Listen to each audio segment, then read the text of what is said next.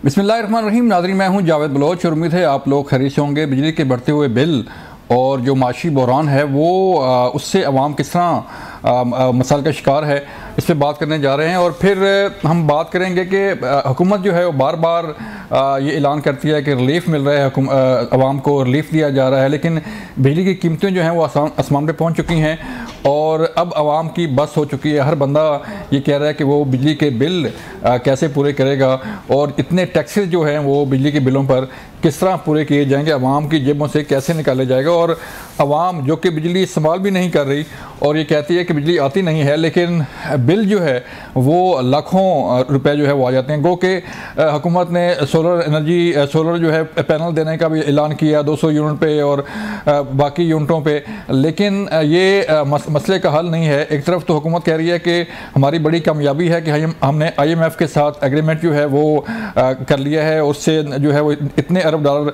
आ जाएंगे, लेकिन इससे अवाम के मसाइल जो है वो हल नहीं हो रहे।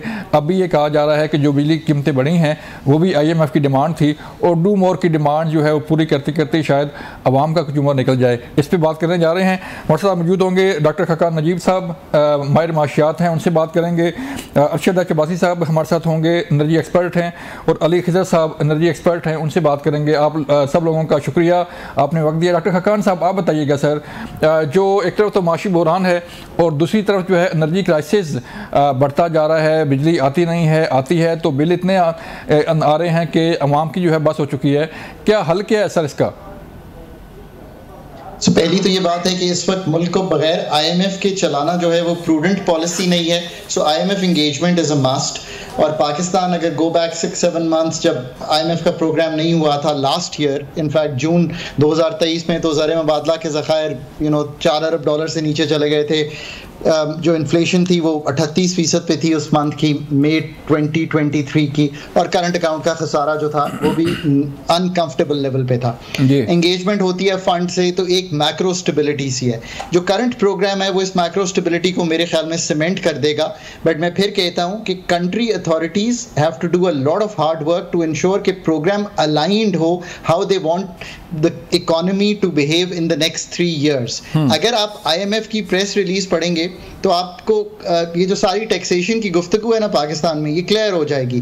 11 मरतबा उस प्रेस रिलीज में लफ्ज टैक्सेशन का यूज हुआ है। एक्सपेंडिचर रिफॉर्म का लफ्ज एक मरतबा भी यूज नहीं हुआ। डेट का लफ्ज, जो कि पाकिस्तान का अगेन एक्सपेंडिचर साइड पे आई थिंक एक बहुत ही इंपॉर्टेंट जुज है जिसको हमें ठीक करना है और हम शाय अवे कर रहे हैं, वो भी एक मरतबा भी यूज नहीं हुआ। उस माइंड सेट से हमने बजट को भी अप्रोच किया है, फंड के साथ भी किया है, पर फिर भी एक अच्छी बात है कि एक ओवरऑल स्टेबिलिटी रहेगी। फंड का प्रोग्राम हो गया heavy on taxation, heavy on price changes, heavy on austerity and heavy on the fact कि आपने जो कुछ अच्छे काम प्रोविंसेस के साथ एंगेजमेंट, एग्रीकल्चर इनकम टैक्स की एंगेजमेंट, प्राइस पास थ्रूज जो करने चाहिए वो करने। आई थिंक ये तो इकोनॉमी का तनाजुल है। अब अगर आप मुझे 1 मिनट दें तो जो एनर्जी का तनाजुल है ना, वो बड़ी सादा लफ्ज़ों में ऐसा है कि कीमतें बढ़ाना रिफॉर्म नहीं होता। ये फंड भी समझता है, हम भी समझते हैं, बट कंट्री अथॉरिटीज़ जो हैं उनको ये समझना है कि ये इशू टेक्निकल है ही नहीं। जितने भी इस वक्त इस पे तबसरे हो रहे हैं, बातचीत हो रही है, मैं आपको भी 8 चीज़ें गिनवा देता हूँ कि जी आप IPP से रिनिगोशिएट कर लें बड़ी मतलब आसानी से, आप डिनोमिनेटर चेंज करें जी बिकॉज आपको ज़्यादा यूनिट बेचने हैं, आप टैरिफ का रिफॉर्म कर लें, आप डिस्कोस की प्राइवेटाइजेशन या कंसेशंस एग्रीमेंट कर लें, आप पाकिस्तान की जो सब्सिडी है उसको टारगेट करें, आप स्टेट के रोल को लिमिट करें, आप नेपरा ओगरा को कहें कि वो मार्केट मेकिंग जो CTBCM जो 10 साल से चल रहा है वो कर लें। अगर मैं चलता चला जाऊं थरकोल को ऐड कर लें।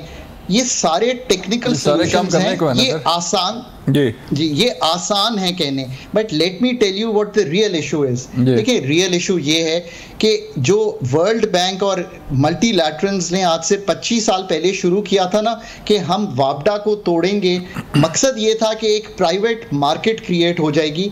आज स्टेट की मोनोपोली है डिस्कोज में, जेनकोज में। हम बिजली बनाते भी हैं, व्हील भी करते हैं, सेल भी करते हैं, रिटेल भी करते हैं, ये भी डिसाइड करते हैं कौन कितनी बिजली बनाएगा, कितने बिजली घर लगेंगे, उसकी क्या कीमत होगी और क्या सब्सिडी दी जाएगी। पहले ये डिसाइड कर लें कि इस सब को ट्रांसफॉर्म करने के लिए असल इशू ये है कि we don't have the mindset of a competitive market. Second, we don't have the competence either in our ministries और in our regulatory bodies. And third, जो ऑपरेशनल साइड है, the discoms. Problem energy governance का है, problem energy technicalities का नहीं है। हाँ। जब तक हम स्टेप बैक करके एनर्जी गवर्नेंस का फ्रेमवर्क और वो कॉम्पिटेंट लोग इन तीनों एरियाज में नहीं लाते, अगर नेपरा ओगरा को पार्किंग स्पॉट से यूज करते जाएंगे ऑफ पीपल, तो ये बात बनेगी नहीं। मेंबर हमेशा टेक्निकल होने चाहिए, हम आज भी प्रोविंसेस से लेते हैं। सो इसकी तंजीमें नौ गवर्नेंस लेवल पे होनी है। हम सब तक सर मामला तो खाकान साहब मामला तो सर वही है ना, मामला तो वही है। चाहे गुड गवर्नेंस का आपकी बात ठीक है कि मामला चाहे गुड गवर्नेंस का हो, मामला को ठीक करने के लिए मैनेजमेंट का हो, टेक्निकल इशू तो है नहीं। मैं आगे बढ़ता हूँ sir.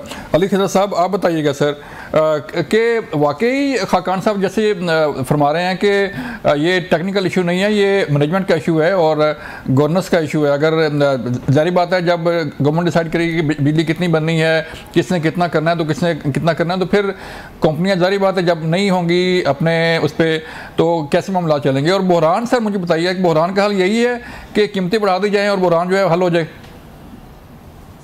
Ji thank you for having me in your programme. जी जिस तरह खाकान ने अभी आपके सामने बात की, वो आधी उन्होंने स्टोरी दी और बिल्कुल ठीक बात की है कि ये 1990 से जो वापडा डिसमेंटल हुआ, पेप्को को ख़त्म किया, फिर आपने डिस्कोस को बनाया जी। और आज भी वो डिस्को जो है वो इस्लामाबाद में एक जॉइंट सेक्रेटरी जो है पावर मिनिस्ट्री का, वो उसको हैंडल कर रहा होता है। आज भी उसके बोर्ड जो है वो प्राइम मिनिस्टर कर रहा होता है। आज भी उस उन डिस्कोस के बोर्ड के ऊपर उनकी मैनेजमेंट पे उस इलाके के MNAs MPA हुकूमत में इन्फ्लुएंस कर रहे होते हैं। तो वो चीज़ें बिल्कुल अपनी जगह है, but this is the half of the problem. And this used to be the problem before 2015. This used to be the problem, the only problem before 2015. Somewhere like 1998 के बाद जब हमने डेट रिस्ट्रक्चरिंग की थी IPPs के बाद, उसके बाद से 2015 तक, this was the problem. ठीक है जी। उस वक्त जब मैं आपको थोड़े से नंबर्स देता हूँ, जब 2013 के अंदर जो थी आपकी जो कैपेसिटी पेमेंट थी वो तकरीबन 200 अरब रुपए 200 बिलियन रुपीस जो थी वो साल की थी। और उस वक्त बिजली की कंजम्पशन को 80 और 100 बिलियन यूनिट के थी, यानी कि 2 से 3 रुपए पर यूनिट उसकी कीमत थी। आज वो जो है वो 2 ट्रिलियन की हो चुकी है और बिजली के उस पर कीमत 20 रुपीज प्लस हो चुकी है उसके ऊपर पर यूनिट की कीमत। तो आप you cannot change the elephant in the room. मतलब खाकान साहब ने जो बात की है, that is a problem, that used to be the problem in 2015। लेकिन आज बाकी नंबर्स इतने बड़े हो गए हैं कि elephant in the room is not that, elephant in the room is something different. Having said that कि आपने एलिफेंट इन द रूम जो कैपेसिटी पेमेंट को भी सॉल्व करना है, तो उसके लिए भी आपको अपने वो जो प्रॉब्लम है, जो क्रॉनिक फंडामेंटल इशू है जिसकी ये बात कर रही हैं कि single buyer single seller market है जिसके अंदर IPP हुकूमत के अलावा कोई नहीं लगा सकता। आपको पता होगा बगास के ऊपर एक शुगर वालों ने एक प्लांट लगाया था, ये फातिमा वालों ने, और उन्होंने बड़ी कोशिश की कि उसको हुकूमत को बेच सके, हुकूमत को नहीं बेच सके। और वो आज भी वो किसी को वो नहीं बेच सकता। भाई अगर मैं इस वक्त घर में एक प्लांट लगाता हूँ, मैं कहता हूँ कि भाई मैं एक लाइसेंस ले लेता हूँ, मैं कहता हूँ कि मैं अपने मोहल्ले के लोगों को बेचूंगा, मैं नहीं बेच सकता एज एन मैं मतलब। तो ये प्रॉब्लम तो सॉल्व करनी है। बट इस वक्त जो आपका कैपेसिटी पेमेंट का जो प्रॉब्लम हो गया, जो बिजली को इतना महंगा ले गया है, इसको सॉल्व किए बगैर we can not move forward. और आपने ये बात की कि क्या ये इसकी कीमत बढ़ाना ही ऑल्सो सोल्यूशन है, जब तक कि हम एलिफेंट इन द रूम की डेट रीप्रोफाइलिंग नहीं करते 2015 के बाद जो प्रोजेक्ट्स आए हैं उनकी, और जब तक हम डिस्कोस को रैशनलाइज नहीं करते, ट्रांसमिशन कंस्ट्रेंट्स को नहीं पूरा करते, यही रहेगा। मैं आपको छोटी सी मिसाल देता हूँ। हमने K2 K3 न्यूक्लियर प्लांट लगाए जिसकी बहुत हैवी कैपेसिटी पेमेंट है, बट उसकी मार्जिनल कॉस्ट 0 है ऑलमोस्ट, यानी कि 1 रुपए में 1 यूनिट बनाता है वो, अगर उसकी देखिए, और टोटल कैपेसिटी के साथ 16 रुपए पर यूनिट बनता है। 16 रुपए 17 रुपए का यूनिट बनता है उसका कैपेसिटी पेमेंट मिला के पिछले साल में, और उसकी मार्जिनल कॉस्ट 1 रुपए 16-17 रुपए में। आप सर्दियों के अंदर चूंकि आपकी जो डिमांड होती है वो नॉर्थ में होती है और आपका K2 K3 साउथ में लगे, वहां से आपकी ट्रांसमिशन लाइन थोड़ी है, तो आप वो नहीं चला पाए थे सर्दियों में, वो बंद था। और यहाँ पे आपने लोड शेडिंग की थी या आपने डीजल के प्लांट और फर्नेस ऑयल के बाद 40-50 रुपए पे चलाए थे। तो ये ट्रांसमिशन के प्रॉब्लम भी आपने सॉल्व करने हैं, फिर डिस्ट्रीब्यूशन के प्रॉब्लम भी आपने सॉल्व करने हैं। आपने अगर आपकी कैपेसिटी एक्सेस लग गई है तो उसको बेचना किसने है, कमर्शियल इंटरेस्ट किसका, वो डिस्कोस का होना चाहिए, वो नहीं। लेकिन सर ये सारा मामला अली खिजर साहब, ये सारा मामला तो हुकूमत का है ना, इसमें अवाम बेचारी का क्या कसूर है कि आपने कैपेसिटी पेमेंट जो है वो करनी है तो अवाम भुगते, आपने जो है IPP के साथ मामला जो है वो तय करनी है तो अवाम भुगते। अच्छा बासी साहब आप फरमाइएगा सर कि जैसे बात हो रही है कि कैपेसिटी पेमेंट जो है जारी बात पे जो है वो एज पर एग्रीमेंट आपने करनी है, और जो मामलात हैं डिस्कोस के, जो IPP के मामलात हैं वो भी आपके इल्म में हैं। तो ये सारा मामला अगर ये IPP का और कैपेसिटी पेमेंट का चलता रहा तो फिर तो ये मसला नहीं हल होगा सर, ये तो बढ़ता रहेगा और पब्लिक बेचारी जिसने बिजली इस्तेमाल भी नहीं की वो भी बिल दे रहा है और जिसने इस्तेमाल की वो भी रो रहा है सर। देखिए माशाल्लाह तो आपके दो पैनलिस्ट हैं, बहुत इंटेलेक्चुअल बातें इन्होंने की हैं जी। मैं एक बात कहूँगा कि मैं तो मेरा लेवल एक मैकेनिक सा है, मैं दो बातें पूछता हूँ कि बल्कि दो एक मैंने पेपर भी रिलीज किए हैं जी जी, जिन IPPs की टेक्निकल लाइफ पूरी हो चुकी है, ठीक है 25 इयर्स, उनको रिटायर करने में क्या प्रॉब्लम है? ओगरा ने उनके लाइसेंस को रिन्यू किया है, एक बात है। हमारे साथ हमारे नेबर कंट्री ने जिसका एक T-बाई चला रहा है उसने अभी 22,000 सब कुछ IPP को रिटायर्ड की, जिनकी 25 साल लाइफ पूरी हो चुकी है। एक तो बात ये है। दूसरी बात ये है कि डॉक्टर खाकान नजीर साहब ने बड़ी अच्छी बातें किया है कि IMF कि ये शायद हम सारा कुछ कर रहे हैं 7 बिलियन के लिए। मैं कभी पूछना चाहता हूँ कि हमने पिछले दौर में LNG के प्लांट भी लगाए हैं और कोल के भी लगाए हैं, ठीक है। कोल के लिए जो लगे थे बड़ा ब्रीफ किया था, पॉलिसी ब्रीफ लिखे जाके मिले भी थे कि हुजूर आपने ये वाली टेक्नोलॉजी लेनी है जो कम फ्यूल लें और ज्यादा बिजली पैदा करे, उसे कहते हैं अल्ट्रा सुपर क्रिटिकल। इन्होंने वो लिए हैं हमारे ग्रेट दोस्त चाइना से कि जिनकी आज खाली फ्यूल कास्ट कंपोनेंट को 26 रुपए बनती है, जो कि इस अब जो में पड़ेगा 77 रुपए का पड़ेगा। अच्छा, ये अभी CPPA और मिनिस्ट्री और नपरा ने ये फैक्ट जारी की। पहले ये बताइए कि हकान अब्बासी साहब ने भी 5,000 ऐड किया, एहसन इकबाल ने भी ऐड किया। जरा अब आ जाते हैं LNG की तरफ। हम तकरीबन $9 बिलियन की LNG ला चुके हैं।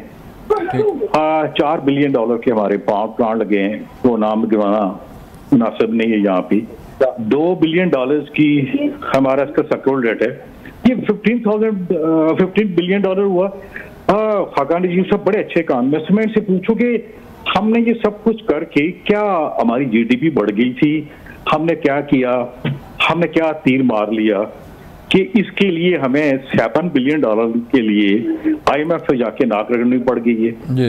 एक चीज 2013 में जो हमें चाहिए थी ग्रेजुअल, जो हमारी डिमांड थी वो मैक्सिमम 4,000 थी। 4,000 को आप यकीन करें जिनको की रेट्रोफिट भी हो सकती है। तो खाकान नजीर साहब से माजरे के साथ हमारे इशू ज्यादा टेक्निकल हैं। एक चीज अब आगे जो बात आ रही है, जैसे हमारे अली साहब हैं ये जो बात कर रहे हैं इसकी न्यूक्लियर की, जरा चेक कीजिए। न्यूक्लियर की फ्यूल कास्ट कम होती है लेकिन हमें 23 स्पीड का ये यूनिट बन रहा है। इससे सस्ती तो अभी मैंने एक काबिल लिखा है, नेट मीटरिंग वाले हैं जो बेचारे 1950 पैसे में दे रहे हैं। तो हमारे इशू ज्यादा टेक्निकल है। अब आ जाती है ट्रांसमिशन लाइन डिस्कस का। आप यकीन करें मुझे 2 दफा इंडिया का वो करना पड़ा है, रिव्यू के लिए बुलाया था।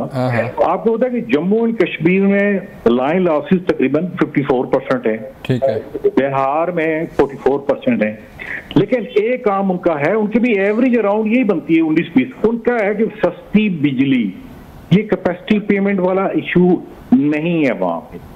हमने ये कोशिश की है कि हम वो इम्पोर्टेड कोल लेके आए और इम्पोर्टेड कोल ने जो हमारे साथ हाल किया, भाई CPEC के प्रोजेक्ट 1 साल से बंद पड़े हुए हैं, ठीक है। फिर हकान नजीर साहब बाद के साथ हमारे दोस्त भी हैं। आप ये हुकूमती तर्जुमान नहीं है सर, ये एक्सपर्ट हैं, आप जैसे ही हैं, इनसे मसला करने के बड़े अच्छे दोस्त हैं जी, ऐसी बात नहीं। मैं कह रहा हूँ टेक्निकल नहीं है। ये बताएं कि नीलम झेलम कब से बंद पड़ा हुआ है? जो कि 84 बिलियन का था और 500 बिलियन पे चला गया। देखिए ना, हम उसकी टेल रेस हमारा नेस्पाक रिपेयर कैपेसिटी नहीं कर सका। ये सारी चीजें एक्युमुलेट होकर कहाँ गई? कितना लॉस हो चुका है हमें नीलम जेलम से। एक बात अभी भी इस किंग इन एनर्जी मिक्स में हाइड्रोपावर एक मैं खाकान अजीब साहब हैं, अली साहब हैं, मैं उनसे पूछना चाहूंगा, कालाबाड़ डैम बन रहा था तो बड़ी बड़ी एनजीओ आई कि जिसके एनवायरमेंटल इम्पैक्ट बड़े आएंगे, ये आएंगे, वो आएंगे। अभी हमने स्टडी रिलीज की है कि जी देखें जी जो कोल पावर प्लांट लगाए हैं और आप वो एक लंबी टेक्निकल बहस है तो कितनी आपकी मिशन बढ़ गई जी। अब वो जो जर्नी हमने, वो जो एनजीओ हैं जिन्होंने कहा ये नहीं है, आज भी देखें तरबेला और ये एक बगी कर रहे हैं। इवन जो न्यू भी लग रहे हैं, जो न्यू भी है, हमारी जो एवरेज कास्ट है वो कैपेसिटी पेमेंट के साथ, इवन जो आईपीपी भी हैं इसमें, गुलपोर हो गया, ये न्यू बांग हो गया, जनाब 10 रुपए से ऊपर हमारी कास्ट नहीं है।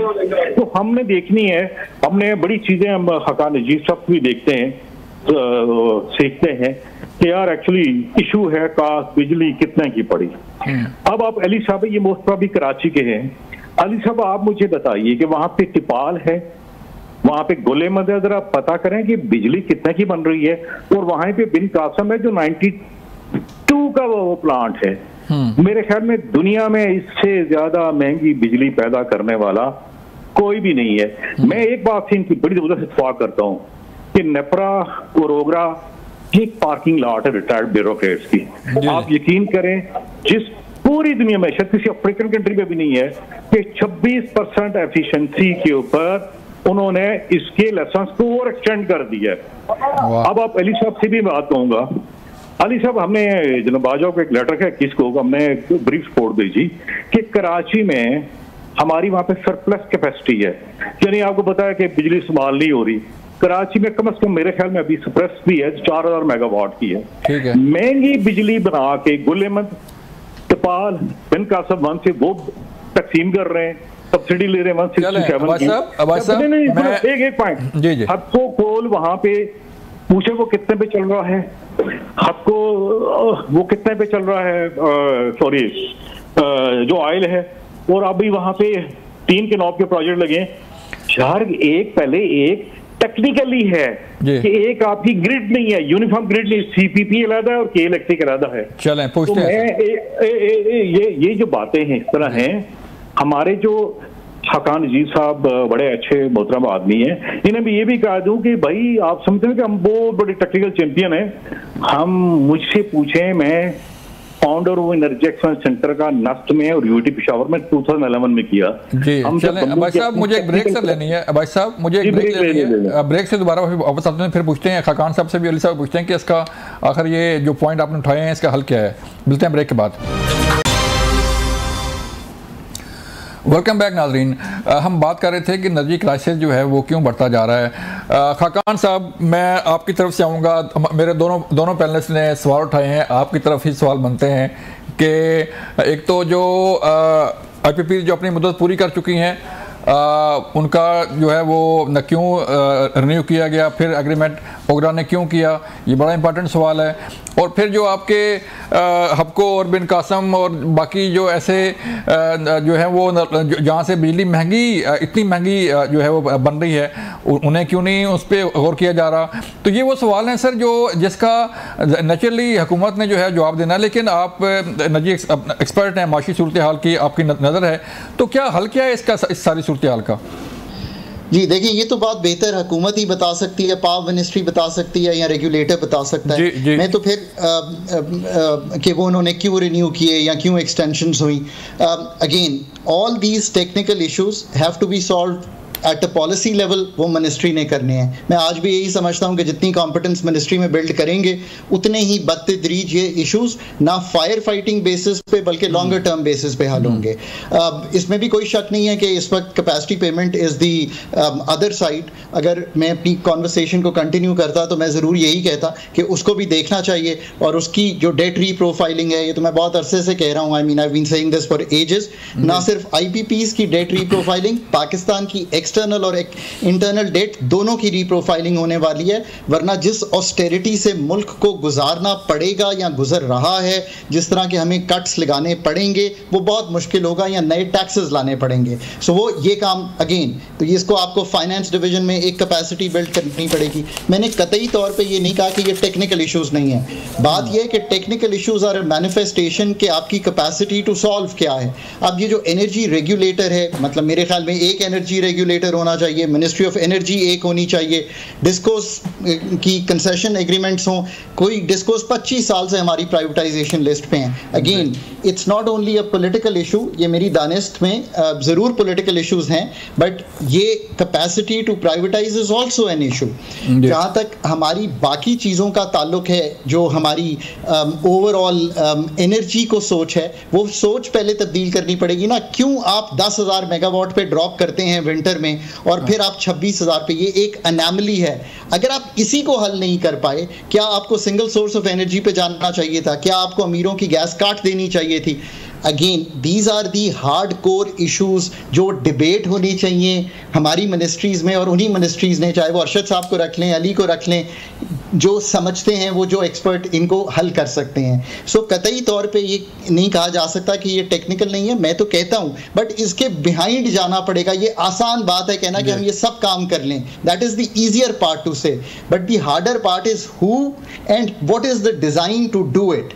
आज भी मैं जब देखता हूँ तो मुझे बहुत सी चीज़ें ऐसी लगती है कि हम वी टेक 2 स्टेप्स फॉरवर्ड। हम कहते हैं हमने प्राइवेटाइजेशन करनी है, फिर खुद जाके सोलर लगाना शुरू कर देते हैं। हम कहते हैं हमने प्राइवेटाइजेशन करनी है, कोल के प्लांट्स भी हम ना सिर्फ फेडरल लेवल पे बल्कि पंजाब लेवल पे भी लगाए हुए हैं। So you have to really make up your mind कि ये काम कैसे करने हैं। और फिर जहाँ मैं कहता हूँ मिनिस्ट्री ऑफ एनर्जी होनी चाहिए, वहाँ एक पाकिस्तान एनर्जी रेगुलेटर होना चाहिए। आई थिंक नेपरा ओगरा को भी सेपरेट नहीं होना चाहिए।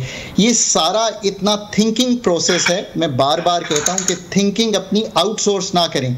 चलें, जो कर दिया मल्टीलैटरल्स ने जब आप 90 की दहाई से चले थे, अब तो अपनी थिंकिंग वापस लें। आई थिंक कि that is the future way to redesign this, या इसकी तंजीमें ना करें। फिर ये आप सारे टेक्निकल इश्यूज़ हैं, ये तो बैठ के तय करने ही पड़ेंगे, और आई एम श्योर कि अगर कभी ऐसी टीम आई जो इनको तय कर पाई, वरना कुछ अरसे बाद दोबारा हम यही गुफ्तगू कर रहे होंगे।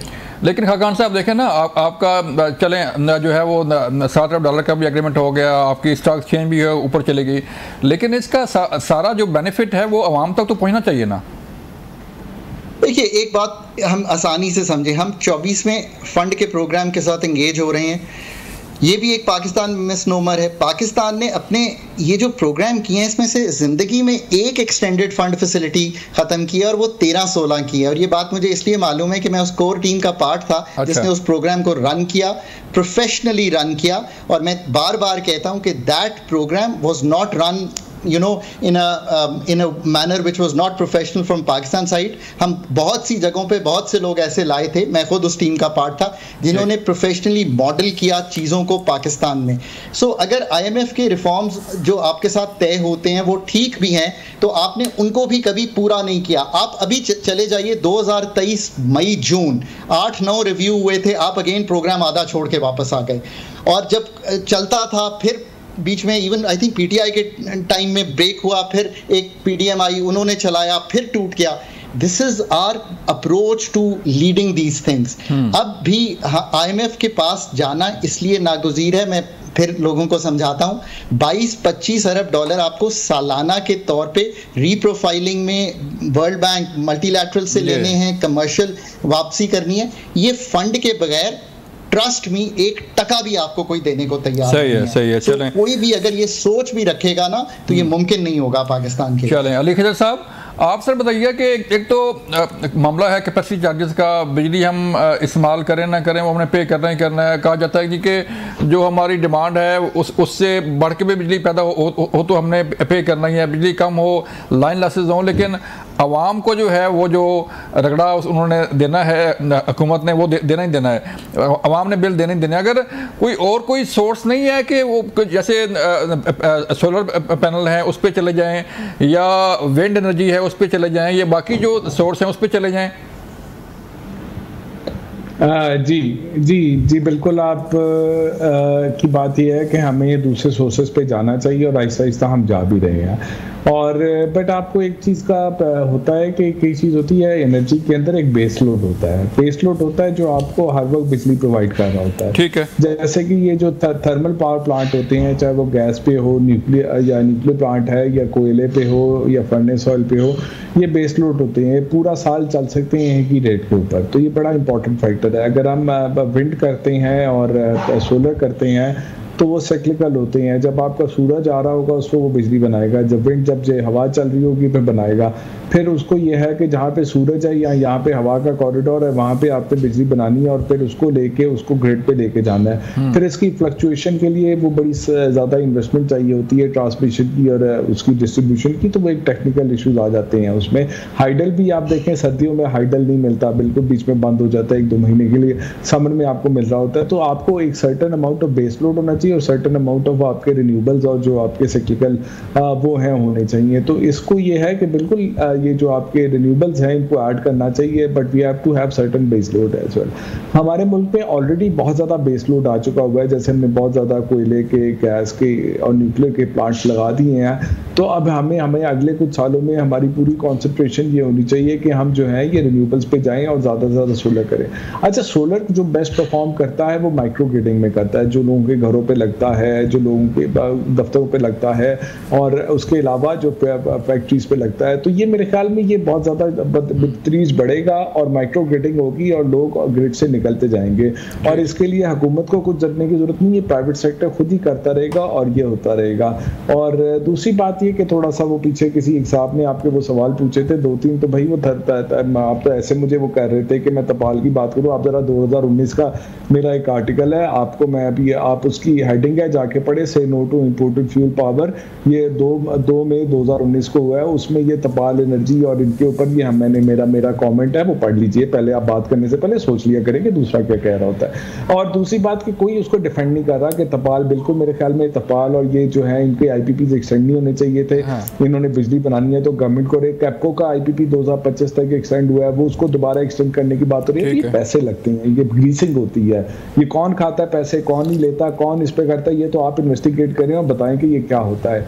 तो ये ऐसे चीज नहीं होती है। और दूसरी बात ये है कि आपको अब इन डेट को रिस्ट्रक्चर करना है, आपको अपने एरियाज को प्राइवेटाइज करना है, आपको माइक्रो ग्रिडिंग की तरफ जाना है और आपको जो है उसके साथ डिस्कोस को प्राइवेटाइज करना है। और इसको सोल्यूशन ये आहिस्ता आहिस्ता है, बट इसमें कई साल लगेंगे और लोगों के अवाम के लिए तकलीफ अभी ख़त्म नहीं हुई है, ये बढ़ती जाएगी उतरे टाइम। ठीक है, चलें। अरशद साहब, आप भाई साहब आप बताइएगा कि जो चीज़ें अब चल रही हैं, जैसे एनर्जी क्राइसिस है, अवाम जो को भारी बिलों पे जो है वो इस्तेमाल कर रही है बिजली, तो जैसे आपने पहले जो है वो पॉइंट आउट किया कि आईपीपी का मामला जो मुद्दत ख़त्म हो गई उसे क्यों नहीं किया जा रहा है, ये बड़ा इंपॉर्टेंट नुक्ता उठाया आपने। तो सर कहाँ पे खामी कहाँ है? गुड गवर्नेंस पे जो है वो चीज़ें, जैसे पहले कहा गया कि गुड गवर्नेंस हो तो वो चीज़ें ठीक हो जाएंगी, या जैसे कोई टेक्निकल एक्सपर्ट जैसे मिनिस्ट्रीज हैं, ओगरा है, नेपरा में जो है वो ऐसे लोग लाए जाएँ, एक्सपर्ट लाए जाएँ जो मामला को ठीक करें? देखिए, पहली बात मैं एक डिस्क्लेमर दे दूं, डॉक्टर हकान नजीब जो है आई थिंक ये स्पेशलिस्ट हैं, बड़ा अच्छा उन्होंने आईएमएफ का लोन मैनेज किया। जी जी, मैं जहाँ पे ये क्रेडिट दे रहे थे कि यार यहाँ पे जो टेक्निकल साइड बड़ी स्ट्रांग है, तो मैंने बता दिया, वो डिस्क्लेमर डाला कि अगर आपने चेक करना है ना तो किसी एक की भी टैरिफ डिटर्मिनेशन में इंजीनियरिंग प्रोक्योरमेंट कास्ट जरा देख लें तो पता लग जाएगा आपको हमारी कैपेसिटी क्या है। मैंने 2-1 साल किसी एपेक्स अकाउंटेबिलिटी सिचुएशन में गुजारे हैं, आप यकीन करें।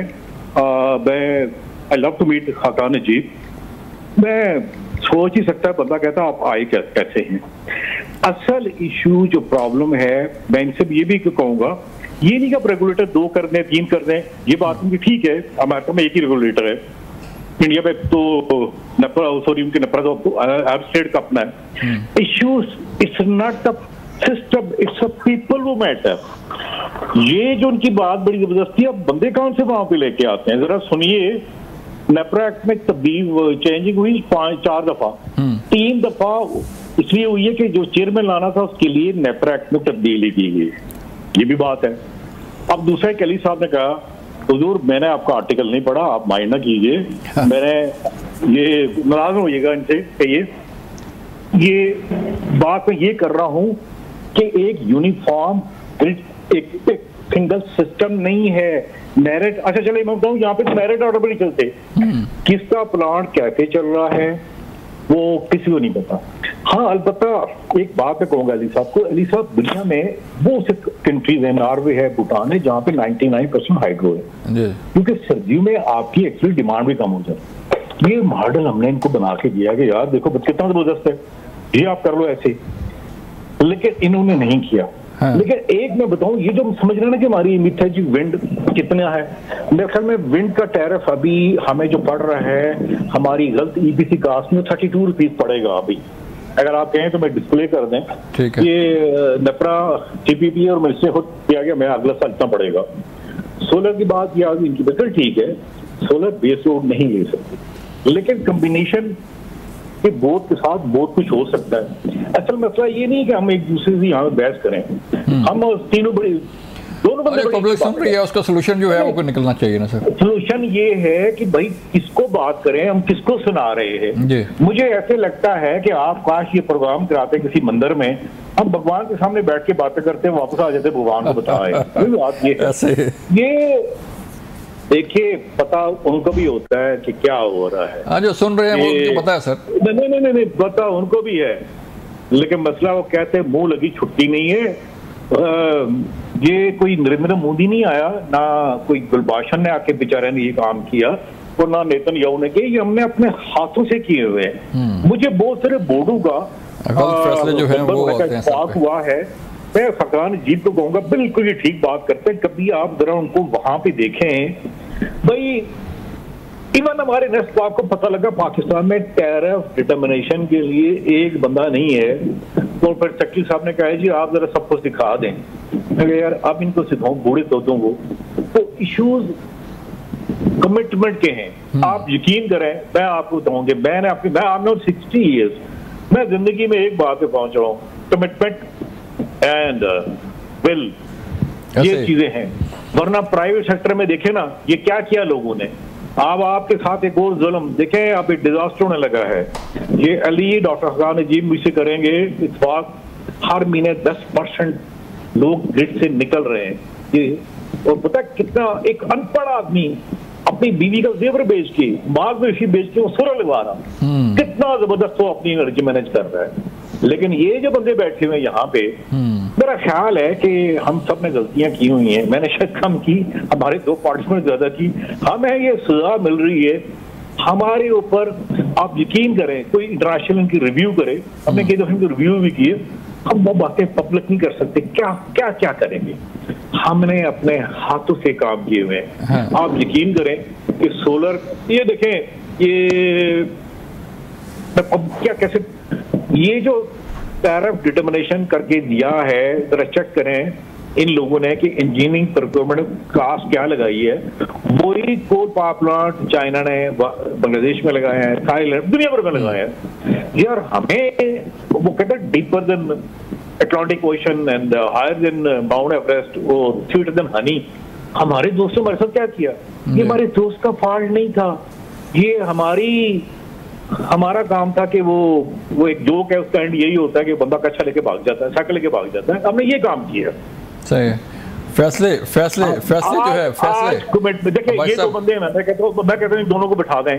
चेयरमैन भाई साहब मुझे सर ब्रेक लेने दें, जब ब्रेक वापस आएंगे फिर बात करेंगे कि आखिर गलत फैसलों का खमियाजा जो है वो आवाम को क्यों भुगतना पड़ता है।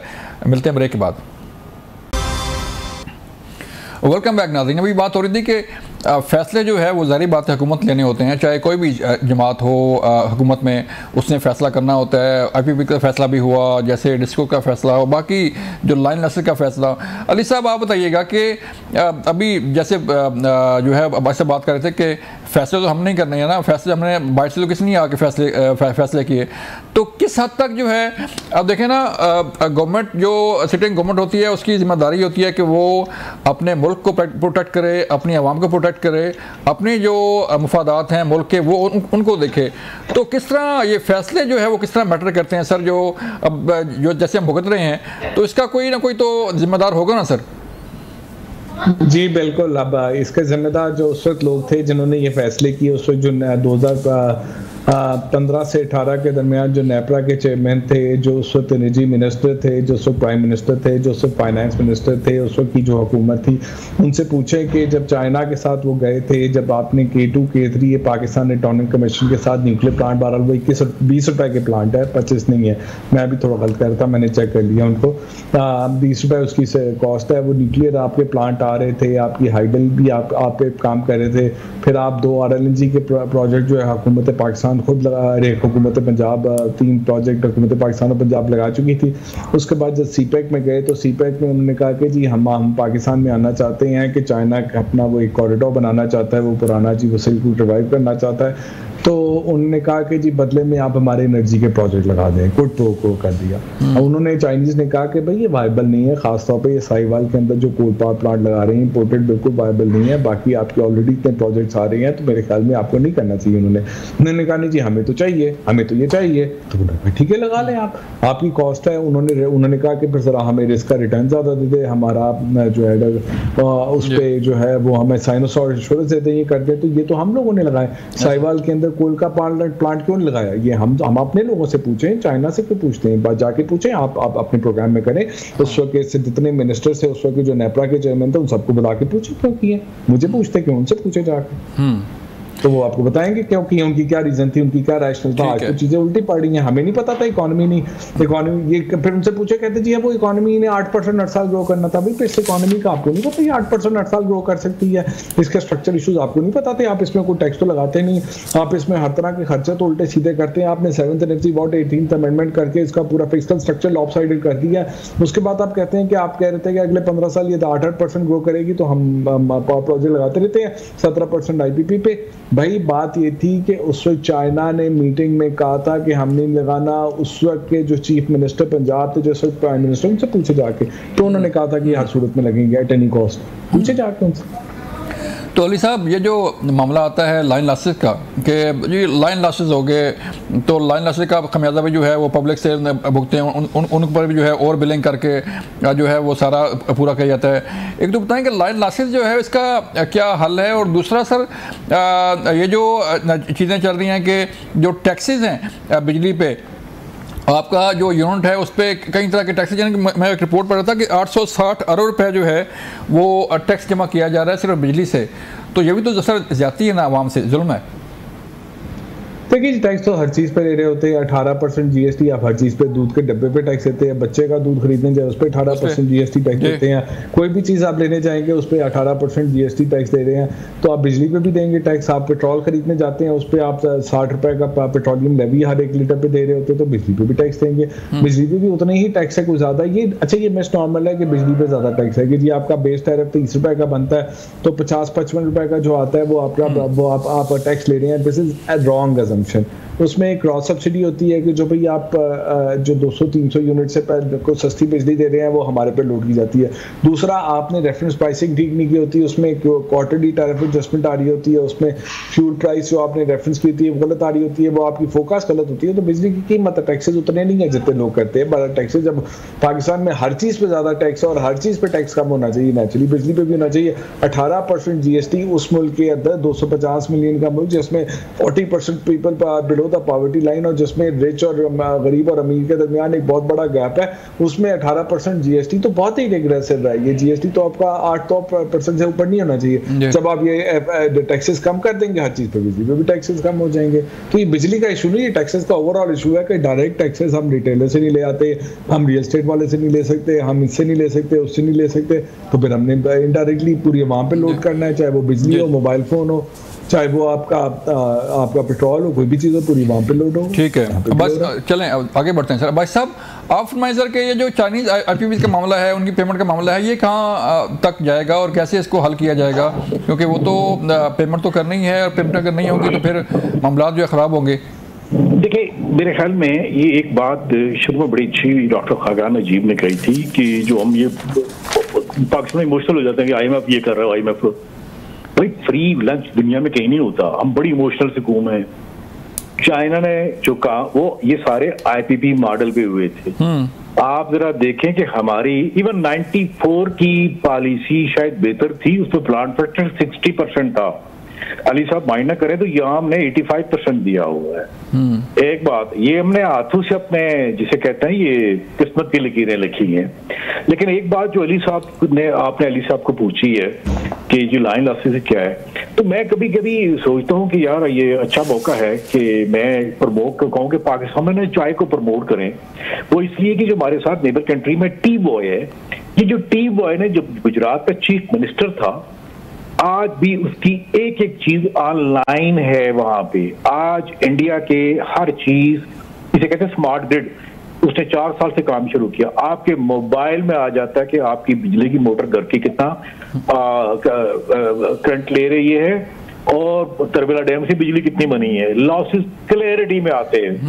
यहाँ पे अब बात जब खुल गई तो 2000 मैं माशाल्लाह जी चाइना का एडवाइजर भी रह चुका हूँ। तो चाइनीज ने कहा जी हम आना चाहते हैं। उन्होंने कहा हम आपके लाइन लॉसेस आधे कर देते हैं, हमें अपने लाइन लॉसेस बेच दें। अच्छा, तो अब अली साहब कराची में रहते हैं और हकान जी साहब को भी इतनी अच्छी पंजाबी नहीं आती। उन्होंने ये कहा था यार सोनू जी लगेगा वो अच्छा।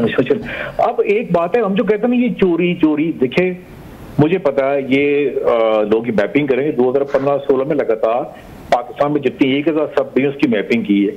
ये मेरा अपना ख्याल है कि 70% टेक्निकल लॉसेज हैं, 30% सॉफ्टवेयर इस तरह है। उसकी वजह ये है कि जब आपका डिसइंटीग्रेट हुआ प्लानिंग का डिस्कस के पास तो बंदा क्यों नहीं था। कभी जरा जाए किसी जगह पोल टू पोल डिस्टेंस कितना सिंध में जाए, कंडक्टर साइज कितना, और आगे एक जो हमने डिजाइन किया कि जी ये ग्रिड जाएगी या ये 66 के लिए आगे जब आगे बन गई। आप देखें कि लैंड यूज चेंज किस तरह होता है।